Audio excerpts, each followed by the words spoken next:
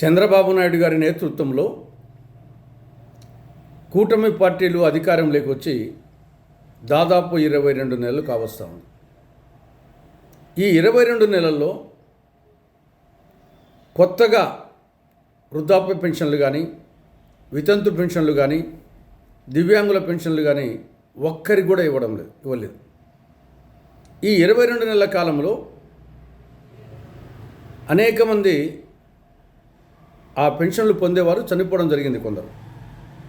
కొందరిని వివిధ కారణాల చేత ప్రత్యేకించి దివ్యాంగులను అనర్హులుగా ప్రకటించడం జరిగింది.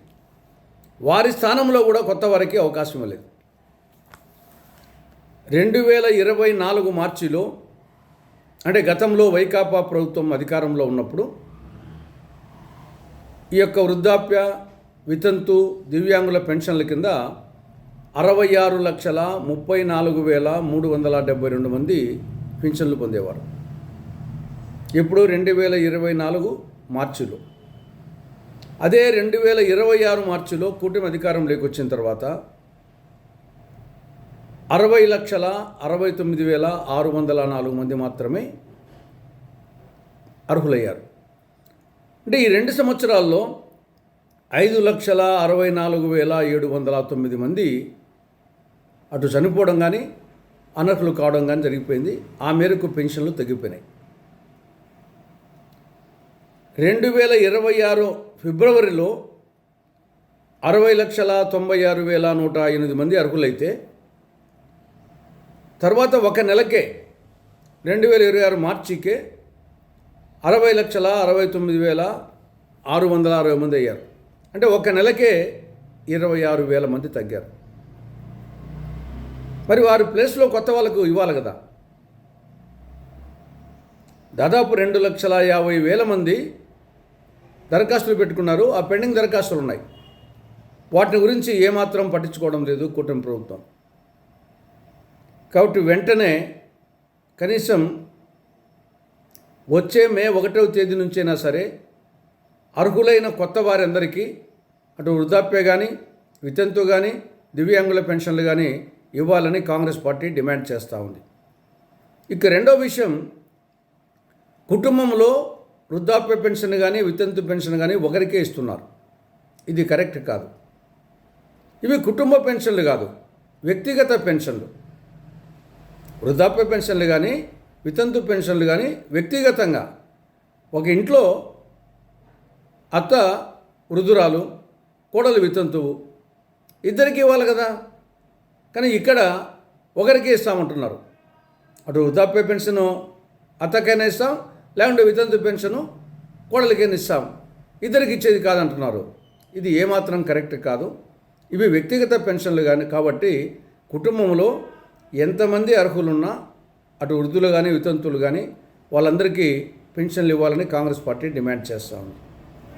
ఇక మూడో విషయం, సూపర్ 6 హామీల్లో కూటమి పార్టీలు ఏం చెప్పాయి? కూటమి అధికారంలోకి వస్తే బీసీ, ఎస్సీ, ఎస్టీ, ముస్లిం మైనారిటీలకు 50 ఏళ్ళకే పెన్షన్ ఇస్తామని చెప్పడం జరిగింది. ఈ 60-50 సంవత్సరాల మధ్య వయసులో ఉండేవాళ్ళు ఈ కేటగిరీ కింద దాదాపు 17 లక్షల మంది ఉంటారు. ఈ 22 నెలల్లో నెలకు 4,000 రూపాయల చొప్పున 22 నెలలకు ఒక్కొక్కరికి 88,000 రూపాయలు ఎగ్గొట్టడం జరిగింది. ఇది మాట తప్పడమే అవుతుంది. కాబట్టి కనీసం వచ్చే మే మాసం నుండైనా సరే, మే 1వ తేదీ నుంచి సరే బీసీ, ఎస్సీ, ఎస్టీ, ముస్లిం మైనారిటీలకు 50 ఏళ్ళకే వృద్ధాప్య పెన్షన్ ఇవ్వాలని కాంగ్రెస్ పార్టీ కూటమి ప్రభుత్వాన్ని డిమాండ్ చేస్తూ ఉంది. మరొక ముఖ్యమైన విషయం, విద్యా దీవెన లేదా ఫీజు రీయింబర్స్మెంటు, వసతి దీవెన లేక స్కాలర్షిప్స్. విద్యా దీవెన కింద, ఫీజు రీయింబర్స్మెంట్ కింద 9 క్వార్టర్స్ బకాయిలు ఉన్నాయి. అంటే క్వార్టర్కు 700 కోట్ల రూపాయల చొప్పున 9 క్వార్టర్లకు 6,300 కోట్ల రూపాయలు పెండింగ్ బకాయిలు ఉన్నాయి విద్యా దీవెన కింద లేదా ఫీజు రీయింబర్స్మెంట్ కింద.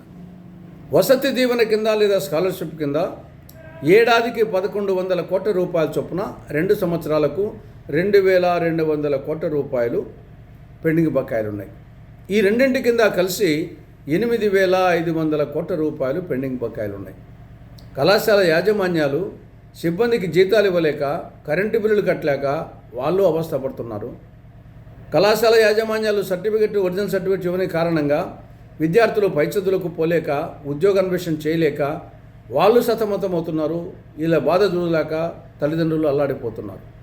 కాబట్టి ఇంకా ఏమాత్రం ఆలస్యం చేయకుండా విద్యా దీవెన, వసతి దీవెన కింద ఉన్నటువంటి 8,500 కోట్ల రూపాయలు పెండింగ్ బకాయిలను వెంటనే చెల్లించాలని కాంగ్రెస్ పార్టీ కూటమి ప్రభుత్వాన్ని డిమాండ్ చేస్తూ ఉంది. ఇక ఆరోగ్యశ్రీ, గత కాంగ్రెస్ ప్రభుత్వం పేదవారికి కూడా కార్పొరేట్ స్థాయి ఉచితంగా వైద్యం అందించాలనే సదుద్దేశంతో ఆరోగ్యశ్రీ పథకాన్ని ప్రారంభించడం జరిగింది.